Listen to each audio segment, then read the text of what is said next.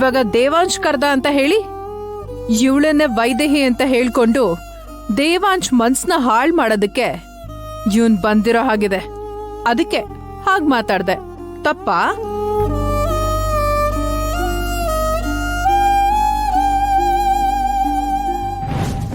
ಬಾಲಮಣಿ ಅಮ್ಮ, ಏನೇ ಆ ಗಲಾಟೆ? ಯಾರೋ ಮಹೇಂದ್ರ ಅನ್ನೋರು ಬಂದಿದಾರಮ್ಮ. ಸರಿ ಸರಿ, ನೀನ್ ಸ್ವಲ್ಪ ಇದನ್ನ ನೋಡ್ಕೋ. ಸರಿ ಅಮ್ಮ. ಇದೇ ಒಳ್ಳೆ ಚಾನ್ಸು.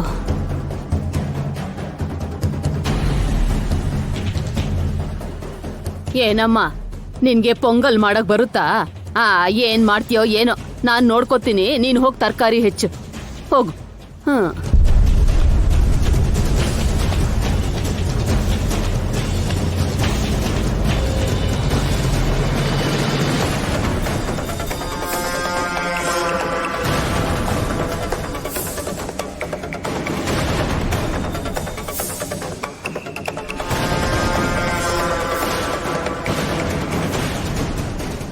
ಇವತ್ಗೆ ನನ್ ದ್ವೇಷ ತೀರುತ್ತೆ ದಶರಥ ರಾಮ.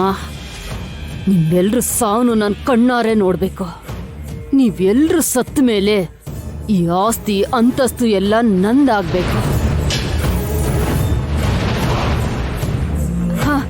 ಆಹಾ, ಅಬ್ಬಬ್ಬಾ, ಘಮ ಘಮ ಅನ್ನೋ ಪೊಂಗಲು ತಯಾರಾಯ್ತು. ಮನೇಲಿ ಎಲ್ರು ಒಂದೊಂದು ತುತ್ತು ತಿಂದ್ರೆ ನನ್ ಕೆಲ್ಸ ಮುಗ್ದಾಗೆ. ಮುಗೀತು, ಎಲ್ಲ ಮುಗ್ದೋಯ್ತು. ದೇವಾಂಶ್ ಬಗ್ಗೆ ಯೋಚನೆ ಮಾಡೇ ನಾನು ಈ ತರ ಮಾತಾಡಿದ್ದು ಅಷ್ಟೇ ಹೊರತು ಇವನೇನು ನನ್ ಶತ್ರು ಅಲ್ಲ.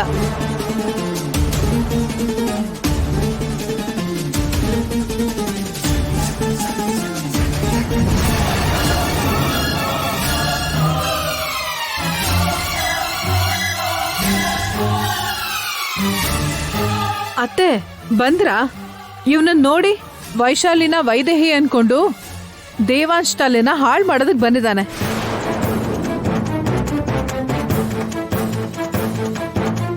ಇವನನ್ನ ನಾನು ಗೆಸ್ಟ್ ತರ ಟ್ರೀಟ್ ಮಾಡ್ಬೇಕಾ? ನೀವೇ ಹೇಳಿ. ನೀವು ನನ್ಗೊಂದು ಸಹಾಯ ಮಾಡ್ಬೇಕು. ಸೇವೆ ಮಾಡ್ಬೇಕು ಅಂತ ಬಂದಿದ್ದೀನಿ. ಕೈಲಾಗಿದ್ ಸಹಾಯ ಮಾಡದೆ ಇರ್ತೀನಾ? ಏನು ಅಂತ ಹೇಳಿ. ಇವತ್ತು ಗುಡಿಗೆ ನಿಮ್ ವೇಷದಲ್ಲಿ ಒಬ್ರು ನಮ್ ಜೊತೆ ಬರ್ತಾರೆ. ಆ ಸಮಯದಲ್ಲಿ ನೀವು ಯಾರ ಕಣ್ಗೂ ಕಾಣಿಸ್ಕೊಳ್ದೆ ಇದ್ರೆ ಅಷ್ಟೇ ಸಾಕು. ಏನ್ ಹೇಳ್ತಿದ್ಯಪ್ಪ? ನನ್ನ ವೇಷದಲ್ಲಿ ಇನ್ನೊಬ್ರನ್ ಕರ್ಕೊಂಡು ಹೋಗ್ತೀಯಾ? ಹೌದು. ಮತ್ತೆ ವಾಪಸ್ ಬರೋರ್ಗೂ ನೀವ್ ಯಾರಿಗೂ ಕಾಣಿಸ್ಕೊಳ್ದ ಹಾಗೆ ರೂಮಲ್ಲೇರಿ. ಪೂಜೆ ಮುಗಿದ್ಮೇಲೆ ದೇವ್ರಿಗಿಟ್ಟಿರೋ ನೈವೇದ್ಯನ ಎಲ್ರೂ ತಗೊಂಡ್ ಹೋಗ್ತಾರಲ್ವಾ? ಹೌದು, ಮನೇಲಿ ಪೂಜೆ ಮುಗೀತಿದ್ದ ಹಾಗೆ ಹೋಗ್ತೀವಿ. ಆಗ ದೇವಸ್ಥಾನಕ್ಕೆ ಎಲ್ಲಿ ಹೋಗ್ತೀರಾ? ನೇರವಾಗಿ ದೇವ್ರ ಹತ್ರನೇ ಹೋಗ್ತೀರಾ. ಆಗ್ಲೇ ನೀವು ಸಹಾಯ ಮಾಡ್ಬೇಕಿರೋದು. ಹೇಗ್ ಮಾಡಕ್ಕಾಗುತ್ತಪ್ಪ? ಮನೆ ಯಜಮಾನ್ರು ನನ್ ಮೇಲ್ ನಂಬಿಕೆ ಇಟ್ಟು ನನ್ಗೆ ಕೆಲ್ಸ ಕೊಟ್ಟಿದ್ದಾರೆ. ಅವ್ರ ನಂಬಿಕೆಗೆ ನಾನ್ ಮೋಸ ಮಾಡಕ್ಕಾಗುತ್ತಾ? ಮೋಸ ಮಾಡಿದ್ದೀನಿ ಅಂತ ಗೊತ್ತಾದ್ರೆ ನನ್ಗೆ ಈ ಮನೇಲಿ ಜಾಗ ಕೊಡ್ತಾರಾ? ನೋಡಿ, ಇದು ಮೋಸ ಅಲ್ಲ. ನೀವೀ ಕೆಲಸ ಮಾಡಿದ್ರೆ ಈ ಮನೆಗೆ ಒಳ್ಳೇದ್ ಮಾಡ್ದಾಗತ್ತೆ. ಹಾಗಾದ್ರೆ ಮನೆ ಯಜಮಾನ್ರನ್ ಕರೆದು ಅವ್ರ ಬಾಯಿಂದನೇ ಹೇಳ್ಸಿ, ಆಗ ನಾನ್ ಮಾಡ್ತೀನಿ. ಸ್ಮರಾಮಿ ವಸಿಷ್ಠ ವಾಮದೇವಾದಿ ವಂದಿತ ಮಹಾಗಣಪತಿಂ ಮನಸಾ ಸ್ಮರಾಮಿ ವಸಿಷ್ಠ ವಾಮದೇವಾದಿ ವಂದಿತ ಮಹಾಗಣಪತಿಂ.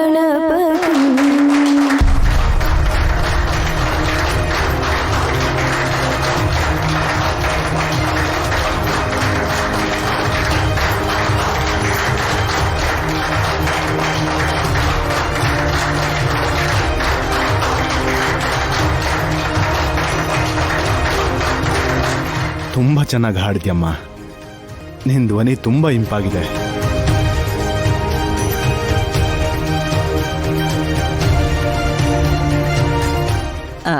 ದಶರಥ, ನೀ ತೆಂಗಿನಕಾಯಿ ಹೊಡಿ. ಸರಿ ಅಮ್ಮ.